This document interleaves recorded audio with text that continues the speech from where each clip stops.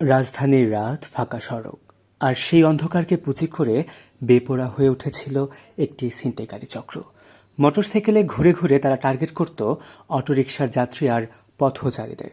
মুহূর্তেই টান দিয়ে নিয়ে যেত মোবাইল ব্যাগসহ মূল্যবান জিনিসপত্র। তবে এবার পালাতে পারেনি তারা। সোমবার ভোরে রাজধানীর মোহাম্মদপুর টাউন হল এলাকায় অভিযান চালায় পুলিশ। ধানমন্ডির ২৭ এলাকায় ছিনতাইয়ের সময় চক্রটিকে ধাওয়া দিলে শুরু হয় রোমাঞ্চকর অভিযান। পুলিশ জানায়, ছিনতাইকারীরা মোটরসাইকেলে করে পালিয়ে যায় মোহাম্মদপুরের দিকে। তাদের পিছু নিতে নিতে টাউন হল এলাকায় পৌঁছায় পুলিশ। সেখানে গিয়ে পরিস্থিতি আরও উত্তপ্ত হয়ে ওঠে। অভিযোগ রয়েছে, পালানোর সময় ছিনতাইকারীরা পুলিশের ওপর হামলা চালায়। আত্মরক্ষার্থে পুলিশ তখন ছিনতাইকারীদের লক্ষ্য করে ৪ রাউন্ড গুলি ছোড়ে। গুলিতে এক ছিনতাইকারী পায়ে বিদ্ধ হয়। ঘটনাস্থল থেকে গ্রেপ্তার করা হয় ৩ জনকে। পুলিশ বলছে, ২০২৪ সালের পর রাজধানীতে ছিনতাইকারী ধরতে গুলি চালানোর এটি প্রথম ঘটনা। আটককৃতরা হল পলাশ, সাকিব এবং বিপ্লব।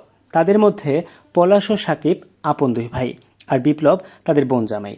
অভিযানে উদ্ধার করা হয়েছে বিভিন্ন ধরনের ছুরি, চাপাতি, চাইনিজ কোরাল, খেলনা পিস্তল এবং ছিনতাই হওয়া ১০টি মোবাইল ফোন। এদিকে ছিনতাইকারীদের গ্রেপ্তারের খবর ছড়িয়ে পড়তে থানায় ছুটে আসেন এক নারী ভুক্তভোগী। পরে জানা যায়, তিনি নিজেও কয়েকদিন আগে এই চক্রের শিকার হয়েছেন। তিনি পুলিশ স্টাফ কলেজ কর্মরত পুলিশ সুপার শামীমা ইয়াসমিন। তার ভাষ্য, ল্যাবেইট হাসপাতাল থেকে চিকিৎসা শেষে অটোরিকশায় ফিরছিলেন তিনি। হঠাৎ পিছন থেকে একটি কালো মোটরসাইকেল এসে তার ব্যাগ টান দিয়ে নিয়ে যায়। প্রথমে তিনি বুঝতেই পারেননি এটি ছিনতাই। ভেবেছিলেন মোটরসাইকেলের সঙ্গে হয়তো রিকশার ধাক্কা লেগেছে, কিন্তু মুহূর্তের মধ্যেই দেখেন ব্যাগ নিয়ে পালিয়ে যাচ্ছে ছিনতাইকারীরা। তিনি ধাওয়া করেও ধরতে পারেননি তাদের। পুলিশ বলছে, পুরো চক্রটিকে শনাক্তে অভিযান চলমান রয়েছে। এখনও পলাতক রয়েছে আরও ২ সদস্য। রাজধানীতে বাড়তে থাকা ছিনতাইয়ের ঘটনায় উদ্বেগ বাড়ছে সাধারণ মানুষের মধ্যে। আর এবার সেই আতঙ্কের শিকার হয়েছেন একজন নারী পুলিশ কর্মকর্তাও।